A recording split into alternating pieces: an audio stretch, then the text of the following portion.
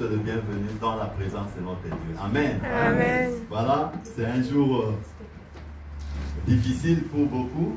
Beaucoup n'ont pas pu, beaucoup n'ont pas réussi à surmonter l'épreuve de la chaleur.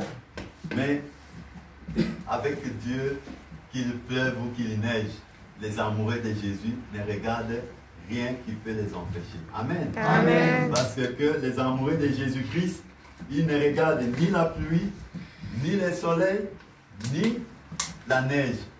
Rien ne peut les séparer de l'amour de leur Seigneur. C'est pourquoi ce soir, vous qui êtes présents à ces lieux, vous pouvez acclamer pour vous-même.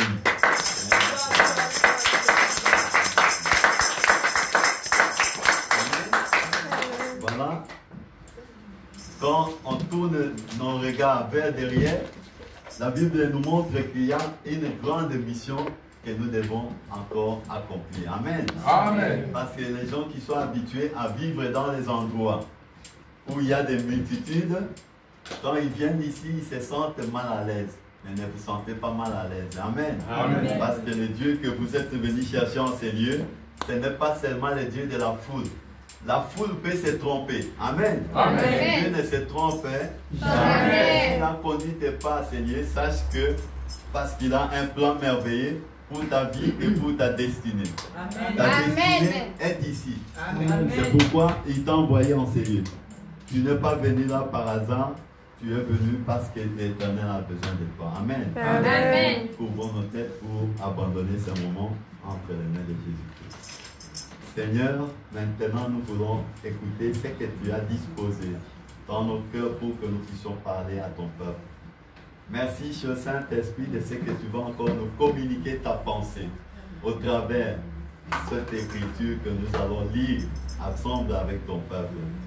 Inspire-nous, utilise nos bouches comme un canal par lequel tu vas te révéler dans la vie de tes enfants. Père, nous comptons sur toi parce que nous savons que quand toi tu parles, ta main vient pour accomplir cette parole. Parle ce soir à ton peuple.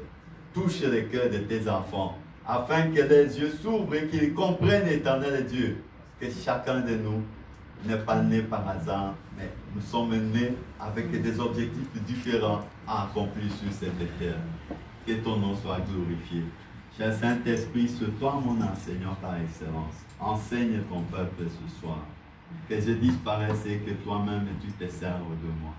Au nom de Jésus, j'ai prié. Amen. Amen. Amen. Amen. Nous allons partager quelque chose qui a trait avec ce que nous avons commencé à comprendre sur quoi Jésus-Christ nous a mandaté pour parler à son peuple. Amen. Amen.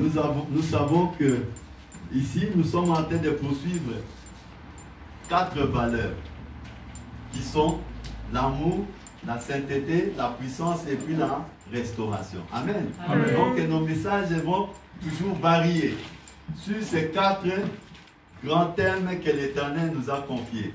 L'amour, la sainteté, la puissance et puis la restauration. Parce que quand on vient dans le Seigneur, on doit réellement devenir une créature nouvelle. Amen. Amen. Alors, mais pour devenir une créature nouvelle, il faut d'abord commencer par aimer Dieu. Quand on aime Dieu et qu'on marche dans la sainteté, l'Éternel va faire quoi? Va appliquer sa puissance sur nous. Et quand sa puissance sera appliquée sur nous, qu'est-ce qui va se passer? Nos vies seront restaurées. Amen. Amen. Voilà ce que Dieu nous a mandaté de partager souvent avec les enfants de Dieu. Et ici, nous pouvons lire une histoire d'un homme qui est le père de la foi. Et cet homme, la Bible nous montre comment cet homme a reçu une promesse. Et lui ne savait pas comment s'y prendre lorsqu'il a reçu une promesse. Mais nous allons comprendre les étapes qu'il faut lorsque quelqu'un reçoit une promesse. Chacun de nous, Seigneur, bien-aimé sur cette terre, a un rêve. Amen. Amen. Et quand ton rêve rencontre la promesse de Dieu, c'est là où ça crée en nous ce qu'on appelle communément des prophéties. Amen. Amen. Parce que ton rêve a raconté la promesse de Dieu. Et ici, il y a cet homme qui avait un rêve. Mais quand il a raconté la promesse de Dieu, on va voir ce qui s'est passé. Genèse 15, à partir du verset 1 jusqu'au verset 14. La Bible dit ceci.